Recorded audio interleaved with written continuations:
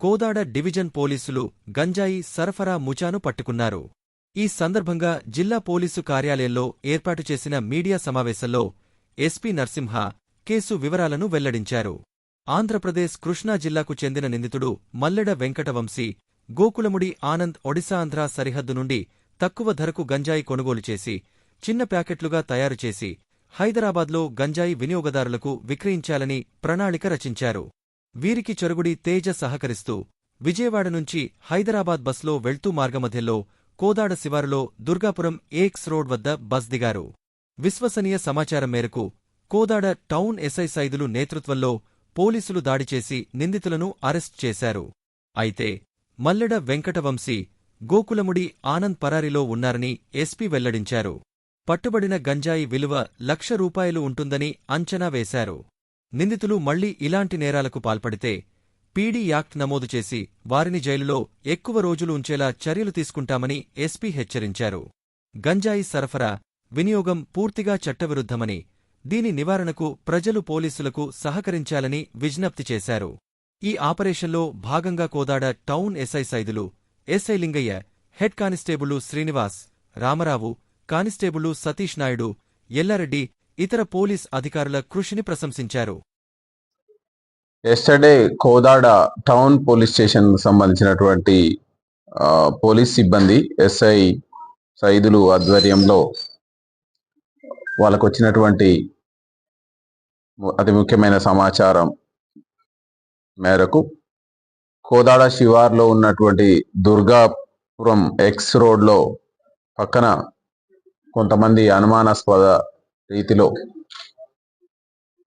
తిరుగుతున్నారు అనేటువంటి సమాచారం రావడంతో అక్కడికి వెళ్ళి ఆ పక్కనే ఉన్నటువంటి చెట్ల మధ్యలో ఒక 5 మెంబర్స్ని అదుపులోకి తీసుకోవడం జరిగింది. ఒక 2 పారిపోవడం జరిగింది.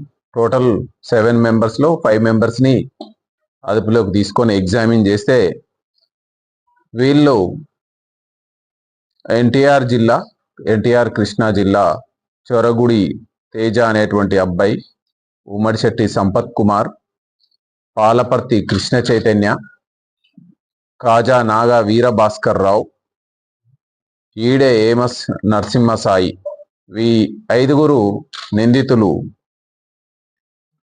వీళ్ళు ఈ పారిపోయినటువంటి నిందితుల దగ్గర చిన్న చిన్న ప్యాకెట్ల రూపంలో గాంజాయిని కొనుగోలు చేసి వీళ్ళు లోకలైజ్డ్ అమ్మడానికి, కన్జ్యూమ్ చేయడానికి వీళ్ళు సిద్ధపడగా వీళ్ళని పోలీస్ పార్టీ ఇమీడియట్లీ చాకచక్యంగా పట్టుకోవడం జరిగింది. వీళ్ళ ఆధీనంలో 9.86 kgs డ్రై గాంజాని, సుమారు ₹1,00,000 విలువ కలిగినటువంటి డ్రై గాంజాని స్వాధీనం చేసుకోవడం, అదేవిధంగా వీళ్ళు ఈ క్రైమ్కి ఉపయోగించినటువంటి సెల్ ఫోన్స్, ఎందుకంటే విలువైన సమాచారాన్ని మనకు ఎవిడెన్స్ని అందించేటువంటి సెల్ ఫోన్స్ని కూడా సీజ్ చేయడం జరిగింది. ఈ పారిపోయిన నేరస్తుల గురించి వాకప్ చేస్తే ఇందులో మెయిన్గా మల్లెడ వెంకటవంశీ, ఇతను కూడా ఎన్టీఆర్ కృష్ణా జిల్లా, గోకులముడి ఆనంద్, ఇతను కూడా ఎన్టీఆర్ కృష్ణా జిల్లా. ఈ మల్లెడ వెంకటవంశీకి ప్రీవియస్ హిస్టరీ ఉంది గాంజాయి ట్రాన్స్పోర్టేషన్, గాంజాయి అమ్మడంలో. సో ఇతని గురించి పట్టుకోవడానికి, వీళ్ళిద్దరిని పట్టుకోవడానికి స్పెషల్గా పోలీస్ సిబ్బందిని నియమిస్తున్నాం. దీనికి సంబంధించి మొత్తం ఈ యొక్క టాస్క్లో town SI Saidulu and SI Lingaiah, head constable Srinivas, Ramarao, Satish Naidu, Yellareddy, Farid, Shivakumar, Nagendrababu and CI Ramu, ఈయన పర్యవేక్షణలో క్లోజ్గా మానిటర్ చేయడం జరిగింది. ఈ సందర్భంగా సూర్యాపేట జిల్లా వాసులకు తెలియజేసేది ఏంటంటే, ఎట్టి పరిస్థితుల్లోనూ గాంజా అనేటువంటి డ్రగ్స్ అనేటువంటి మహమ్మారిని మనం మన గ్రామాల నుంచి, మన పల్లెల నుంచి తరిమేయాల్సినటువంటి అవసరం ఉంది.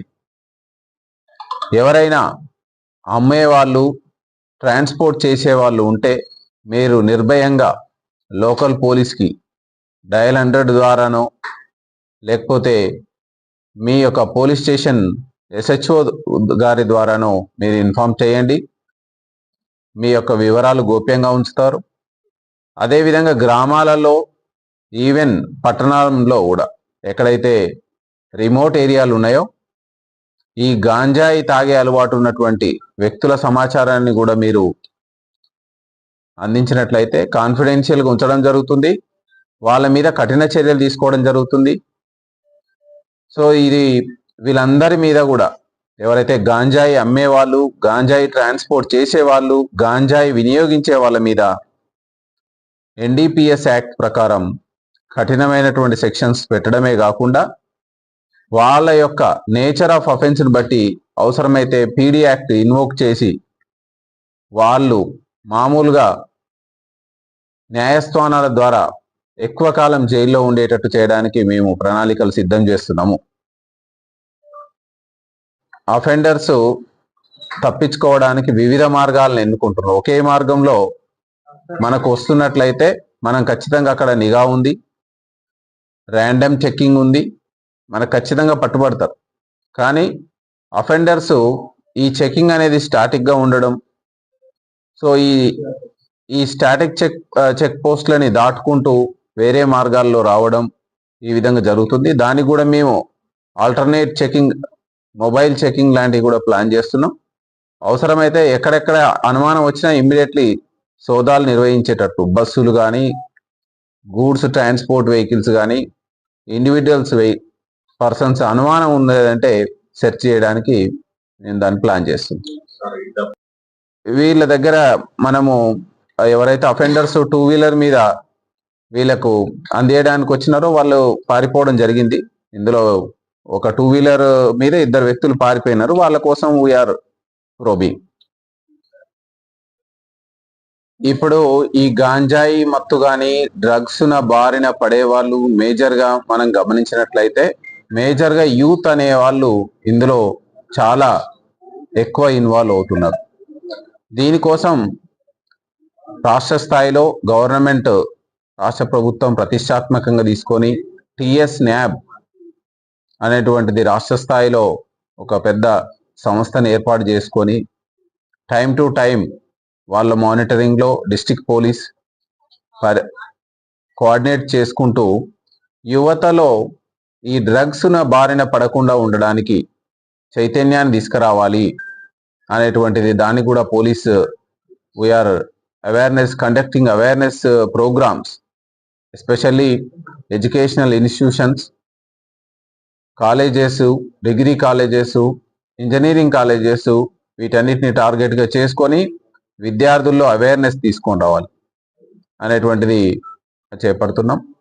అదేవిధంగా ఈ సందర్భంగా మనము జిల్లా పోలీసు యంత్రాంగం, సూర్యాపేట జిల్లా వాసులకు విజ్ఞప్తి ఏంటంటే, ఎక్కడైతే మీకు అనుమానం ఉంది, ఎవరైతే ఈ విధంగా గాంజాయి మత్తులో తూగుతున్నారో ఆ ఏరియాస్లో మీకు వచ్చిన సమాచారాన్ని మాకు అందించినట్లయితే కఠినంగా చర్యలు తీసుకుంటాం.